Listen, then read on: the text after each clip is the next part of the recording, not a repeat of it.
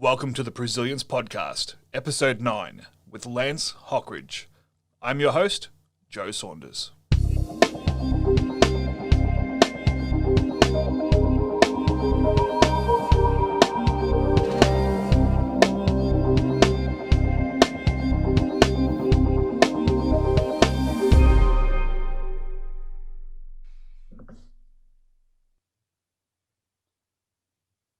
Hello, ladies and gentlemen. Welcome to another episode of the Presilience podcast. I'm joined here today by Lance Hockridge. Lance is a globally experienced manufacturing, logistics, and transportation executive. He has nearly 40 years of experience in the transportation and heavy industrial sectors in Australia and the United States with BHP Billiton, BlueScope Steel and Aurizon. Lance retired as Managing Director and CEO of Aurizon in November 2016. Lance was a member of the Business Council of Australia. He was a private sector member of the Australian Government's Department of Defence Gender Equality Advisory Board and is a founding member of Queensland's Male Champions of Change group. He was a deputy chairman of the Queensland Government Domestic and Family Violence Implementation Council, and he was also the first Australian to be awarded the prestigious UN Empowerment Award in March of 2016. That is a bio and a half, Lance. Thanks for joining us on the podcast. It's good to be here. Yes, it's always a little embarrassing to hear that back when it's put like that. Well, I had to trim it down or else we wouldn't have had any time to actually ask you any questions. Yeah, sometimes that's the objective, of course. Very good. Let's just to dive right into the conversation. There's if we went into everything you've been a part of, we would never actually get anywhere. We'd end up spending 14 hours chatting about your career. So I'd like to dive straight into picking your brain about the topic of the day. Now, you've been involved in leadership and corporate strategy at the highest levels for nearly 40 years. And in that time, you've navigated significant challenges, both internal and external to the organizations you've been working for. What do you think are the key factors that determine how well people, teams, and organizations navigate change, especially topical given everything that's happened in 2020? Yeah, well, it's a reminder, isn't it, about what people describe often as black swan events or unknowns. But I think that's the role of senior executives, isn't it? To really accept that there are things that we don't know, and often there's times when you can't know until it's upon you. So leadership is about equipping yourself to be able to not be imprisoned by history, not be imprisoned by technology, not be imprisoned by our systems and processes, but rather to use those things as vehicles, as means by which we can really lead our organisations, not just through the good and the obvious times, but also through the challenging and difficult times. You used interesting language there about being imprisoned by different structures, and that's something that we found very interesting working with our clients. Is you sometimes have leadership groups that are very focused on people. You've got leadership groups that are very focused on policy and procedure and processes and governance. Right. You have leadership groups that are sometimes very, let's say, stuck in the way things have always been, and very risk adverse to doing anything new. How do you, knowing that everyone has biases in terms of how they like to do things, how do you navigate that as a leadership team? Well, I think first and foremost, it's about the team, and it's about the composition of the team. At any kind of senior level, our life as leaders, particularly business leaders, but not just business leaders, is really about being able to navigate risk, understanding what risk is, what risk looks like, and the first element, to go to your question about that, is therefore to have a breadth of background and experience. One of the things that I've always found is that we used to call it groupthink. We used to think about things from the point of view of technical capability, etc. Those kinds of things tend to lead, if not addressed, to what I described a moment ago as that imprisonment.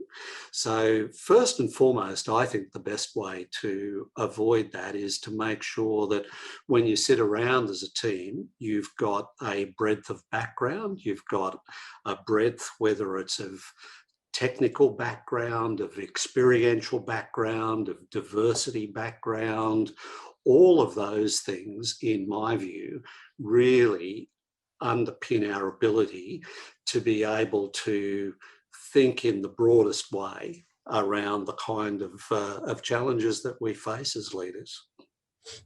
So you're saying that the answer to that really is to draw upon a variety of experience levels rather than having people that have the same opinions as you and then going to the group and getting the echo chamber response. Yeah, well, that's the classic definition, isn't it, of groupthink, and for the longest time, of course, there was a big body of opinion and research that said that was the way to build capability, to layer it up around the kind of, whether it's technical or technological kind of background, but fundamentally, that means that you're limited to whatever that level of experience is. So, in having in a team the kind of breadth of experience that we're talking about means that when you come to think about, well, what is this problem we're grappling with, or what are the risks that as an organisation, as a team, we're going to face, then you bring into square focus a range of perspectives that you perhaps otherwise would not get. You mentioned something earlier about risk-based thinking and risk-based decision making, and it's certainly something that I think has come to the fore as we've looked at how our various state and federal governments have managed the coronavirus crisis, the pandemic, about the sort of decisions that we're making in terms of restrictions to put in place, how much economic damage do we sustain for the sake of public health. So I think it's something that everyone is becoming more aware of, in that risk-based or risk management and risk-based decision-making has to come to the fore. What role do you think how do you sort of see the process of risk management and risk-based decision-making in general corporate leadership? Well, I'd like to think that it's really at the heart and soul of it, particularly at higher levels. I come, of course, particularly from the perspective of senior leadership in commercial organisations, in publicly listed organisations, but I see it also. Even one of the things that I'm involved with at the moment, pardon me, is with the salvos. And as we think about the very issues that you've just described, imagine what that means for an organisation like the Salvation Army, in everything from its service provision to worship, thinking about what the future is going to look like in a post-pandemic world. So the point I'm making is, I think this applies whether you're in a not-for-profit organisation, a commercial organisation, a listed organisation, that unless you've got a framework, a risk framework through which you look at the world, think about the world and react to the world, then inevitably you're going to be in reactive mode rather than trying to build capability. We can't know everything. We can't be prepared for everything, but we can be as well prepared as we possibly can be. And I think it's just unforgivable, frankly, these days, to be in a situation where you've not done that kind of preparation. Well, yeah, it's a strong statement, but I fully agree with you that people incorrectly refer to this as a black swan event, but it's really not. I mean, pandemics have always happened. We had one in 2008. There was most organisations, especially if they traded throughout Asia, had plans in place in 2008, which I dare say probably haven't been looked at since 2009 until a couple of months ago. And we look at that and go, how much slack do we give leadership for being ignorant to something that happened only a decade ago? At the same time, as you said, it's not about being able to predict what the next thing is. It's about building our capability and capacity to manage whatever the next thing is. Well, look, I think that's exactly right, isn't it? And and there was an event in Asia in the late 90s. So the predictability of there being events of this nature which are going to have a major impact on our business, however that's manifest, I think is a risk that all businesses ought to have had on their slate. And overlay that with what's changing in our world. As you say, if you think back even a dozen years, the extent to which technology has changed, the sort of technology that we're using now, let alone the basic technology of business, the technology of how we interact, the degree, the nature of travel, the extent of globalisation in our world, goes to the heart, I think, of what lies behind your question, that all of these and many more of the sort of things that we've been experiencing over the last 12, 15, 20 years are bringing layers of risk around what happens if we do have another pandemic, and how do we react to, how do we prepare for it, how do we react to it, how do we come out of it, not as victims but as winners. And that's a really interesting point you raised there about not coming out as victims, or not just surviving, but actually coming out stronger for the experience. And something internally for us as Risk Dissolution is it was really the first opportunity for us to put our money where our mouth was and say, okay, we've been providing services in this space. Let's see how well we do it. And it's been great. We've had a lot of learnings, a lot of proof of concept, but certainly I think it's very easy to be reactively pessimistic when you're taken off guard with something that was not in your risk register, that was not something you were thinking about happening this year, and then you sort of just see the struggle and suffering around you. It's hard to think about how do we get out of this better in 2021 or 2022 or whatever it is than we were in 2019. Yeah, look, and as you start to conceptualize it in those sort of terms, you think about things like resilience and innovation and entrepreneurship, as well as the stuff that we were talking about a few minutes ago in terms of diversity around a leadership table. So as not to get carried away, it seems to me, reinforces the critical importance of fundamental capability. And I come, as you described before, from a transport manufacturing type background. When I was early in my career, the key and critical strengths and capabilities were technical capabilities. So engineering, metallurgy, finance, these kinds of things. I think today the key and distinguishing capabilities are what we unfortunately in many respects call soft capabilities. So, the elements of leadership, the sort of thing that we're talking about at the moment. And I very much subscribe to that view, but not at the exclusion of the hard skills. The hard skills are the things that at the end of the day are foundational in our business. If you don't pay attention to those things, and if you don't continue to have critical capability in those areas, then inevitably, to say the least, you're going to find life difficult. But it's that balance. You've got to have that foundational capability, but what we're learning, and indeed, as you say, what we're experiencing at the moment, is that the skill base that makes a difference in today's world are these risk management capabilities. And I think one thing that we all, no matter what industry we're in, our business is run by people. Our human resources, our human factors are always going to impact how efficiently the rest of the business operates. Because you can have a very skilled person who, if they're not emotionally engaged, is not going to be giving you their full potential.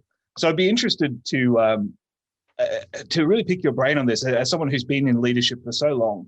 The pandemic isn't just impacting businesses; it's impacting human beings that are, especially where I am here in Melbourne. I mean, people are. I don't think it's too strong a term to say people are damaged at the moment. We're emotionally frazzled. People are at their wits' end with circumstances beyond their control, which we know human beings are not very good at processing when we have a problem that's outside of our control. But for corporate leaders that are trying to help their people return to the workforce, return to some sort of BAU, how do you go about getting the most out of people and really helping them reach their potential when you know perhaps they're not performing as best as they possibly could? Yeah, boy, that's a very broad-ranging question, Joe, isn't it? I mean, it's Feel free to take it wherever you like. Yeah, and there are elements to pick up the thread that you're talking about in terms of what we've been experiencing during the course of most of this year that really goes to those elements of how do we bring and how do we encourage others to bring their whole selves to work. Again, in past lives, we weren't encouraged to do that. We were, leave all that baggage at the front gate and just come in and do your work. Well, we know that doesn't work. It doesn't work optimally. So the first area of response around your question is to understand that we're all individuals and we all bring as individuals that wealth of background and experience, learned experiences, how we react to things. And I think it's so important, as I say, to your people, bring all of yourself to work, and be open about those things. Be open about how we interact with each other. So we see that in a pandemic world, but it's true at any time to a greater or lesser extent. And as I reflect, particularly in the latter part of my career, where so much of my job was about not running today's business, but equipping the business to be successful in 10 years' time. And that was about having the best people. And so a lot of my work was around bringing in good people into the business and making them the best people. And a lot of that, without going on at great length, was about self-awareness. I think that in a world that many of us have gone through over the last 20 or 30 years, the temptation has been to try to mould yourself to your view of what the world wanted, what an organisation wanted, as opposed to really being understanding of what we are as individuals and what we bring, of being, as I say, self-aware about those things. Yeah, and that's such an important point, and really refreshing to hear someone of your experience talk about these things, because as you said, I mean, for so long, there was an expectation of if you're in this position, then you need to act this way, or you need to tick these boxes, and if you don't fit that mold, then you'll be removed and someone else will step in who does fit that mold. But it really negates the strengths that individuals bring to the table, I guess. I mean, every individual has different strengths in terms of their leadership and their ability to build a good team and build culture, and being aware of what you can bring to the table and also what others are bringing to the table. I think it enables you to get the most out of everybody. Yeah, and that's the point, isn't it? That and it's interesting how some of these things go in cycles. Uh, I was reflecting as I was thinking about our conversation this morning and looking on social media, the proportion of people who are holding themselves out as leadership experts, etc., etc. And and look, I'm not decrying that, but these things go in cycles, and I think that as we're talking about, um, part of leadership is being open to development, self-development, first and foremost. None of us are the complete package, if I can use that terminology. We're all a function of our life experiences, of our work experiences, of the things that we've been, the things that we've seen, the things that we've done. And it goes back to where we started our conversation about unforeseen events. The more we can know who and what we are, what our own, not only technical skills, but how we see the world, how we experience the world, how we interact with the world, and therefore how others then see us and react to us and interact to us. The more that we can develop our capability in that area, then the better will be our experience of leadership, both as someone who is being led and someone who is leading an organisation. And I think that leads really nicely into something else I wanted to ask you about, which was establishing culture within an organisation and how important that is. And I guess what strategies that you found to be successful in establishing positive, supportive culture within your organisations? Yeah, boy, again, people write books and volumes, don't they, about all of this. You've got 5 minutes.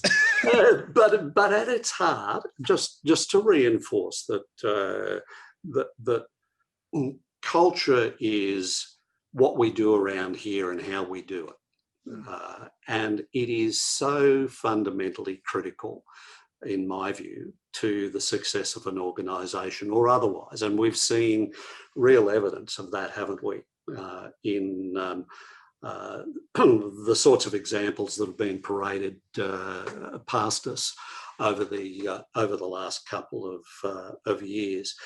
And the first thing I would say is that culture comes from the top leadership of the company. In a commercial world, in a publicly listed world, that's the role of the board and particularly of the chief executive. And my observation would be that it is something upon which you have to reflect, you have to work, and you have to work hard, and you have to follow up. Culture doesn't just happen. Culture is the outworking of all of the sort of things that we've been talking about this morning.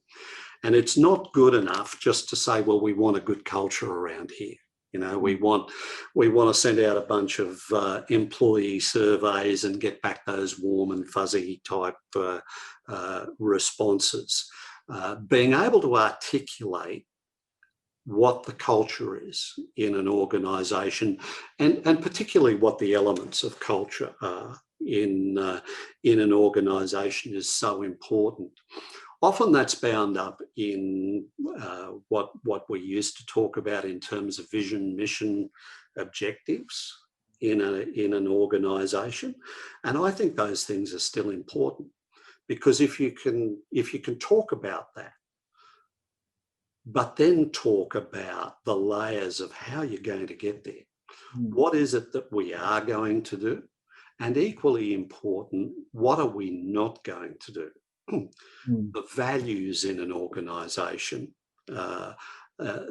therefore rise to the top of the pile, don't they? In thinking about this question. Yeah, I think it was Simon Sinek who mentioned the celery test, which is if you say you're going to eat healthy and you talk about eating healthy, and then your shopping cart is full of junk food, then nothing that you said holds any weight, right? It's all about whether it passes the celery test. Are you living what the posters say? And And no one sets out. I don't think I ever recall anybody saying my objective is to have a crappy culture. that's right. That's right. I mean, but just talking about it is one thing. Being able to understand it in the way that we're talking about. So, I've always been a great believer in the importance of safety. Safety is a value in an organisation, not just something that we pay attention to. The way that then becomes all pervasive in thinking about the risks in an organisation, the way that we work in an organisation, the way that we look after each other. But it also goes to, it's more than the warm and fuzzies. You know, it's not just about saying we work safely around here and we'll have our kumbaya moments, etc., etc. There's also a hard edge. There's to the extent that this is linked to culture, it is about we're not going to, we on the one hand, first and foremost, we are going to lead and we are going to provide all of the capability and all of the learning and all of the education and all of the development and all of the tools to equip us to be absolutely successful in our safety quest and journey. But it's also about saying, you know what, there are standards around this. And at the end of the day, we are going to expect that everybody in this organisation lives up to those standards. And so it's both the positive and to that extent, at least, the negatives that really then define the culture of an organisation. Absolutely, and I think it underpins everything else we'll say. I mean, if you have a strong, supportive, and positive culture with very clearly defined standards and clearly defined values, then it will help your people be more resilient, or dare we say, presilient. It'll help your people perform better. You'll have better leadership at all levels of the organisation if the culture is there to underpin those values. Well, absolutely, and anybody coming into the organisation can then be clear about what it is that's expected of them, and not expected. In going into what was the then government-owned corporation, Queensland Rail, I used to describe making change of this kind of somewhat akin to trying to walk through mud in gumboots. You know, that the culture is sticky, culture is tough, culture is difficult, but it was also a blancmange that no one could really define and explain to me what it was that as a collective, as an organisation, we were trying to achieve, what success looked like and felt like, and therefore how I as an individual fitted into achieving those kinds of outcomes. And as we talk about leadership and risk and all the things that we're chatting about, that's so important. Mm-hmm. Just to wrap up, the last question for you I have, Lance, is what advice would you give to leaders and executive teams now as they're attempting to navigate the new, whether we call it COVID normal or the post-COVID world that will hopefully be in sooner rather than later? What advice would you give if someone came to you and said, Lance, I don't know what to do, I don't know where to start, give me some Yoda wisdom? Well, it really picks up on everything that we've been talking about, Joe. I think don't throw babies out with bathwaters. Firstly, it is about understanding the culture and the leadership and what success looks and feels like that we've just spoken about. So then go through that process of reviewing and reimagining what in any circumstances are going to continue to be fundamental building blocks for your business or as an individual, for you, for a career, etc. What are the things then that we've learned that we didn't know 12 months ago? Now, I don't mean by that, although it's interesting about COVID-19 and its impacts, but what we've learned about is from a risk point of view, from a leadership point of view, how quickly things can change. And we can either be well equipped or diabolically badly equipped. We can, on the other dimensions, we understand the extent to which there are things that are beyond our control that we have to cope with. So picking up those learnings and building them into our risk frameworks going forward. That leads me back to the observations about things like capability, about resilience, about entrepreneurship. And I don't mean that in a laissez-faire sort of a way, but the ability to be able to really build those things. And through all of this, we've not spent a lot of time thinking about the customer. But critically important as we put all of that in context is to build that against the framework of, well, who and what are our customers? And as we ask those questions of ourselves, what have our customers been through? What have they learnt? What are they going to be doing differently? What do we suspect they might do differently that they haven't even figured out just yet? So how can we get a jump on all of that as part of building that resilience and capability that I'm talking about? Excellent. Well, those are some wise words to leave us with, Lance, and I certainly appreciate you taking time out of your day to share that with our listeners. Lance, it's been a pleasure. Thank you very much for joining us on the Presilience podcast. Happy to have been here, and good luck. Thanks very much. All the best to you. Okay, bye. Thank you once again to Lance Hockridge for sharing his immense experience and expertise with us and, of course, with all of our listeners. Please make sure you check out our websites at www.presilience.info and www.risk2solution.com. And wherever you are and whatever you're doing here in 2020, stay Presilience.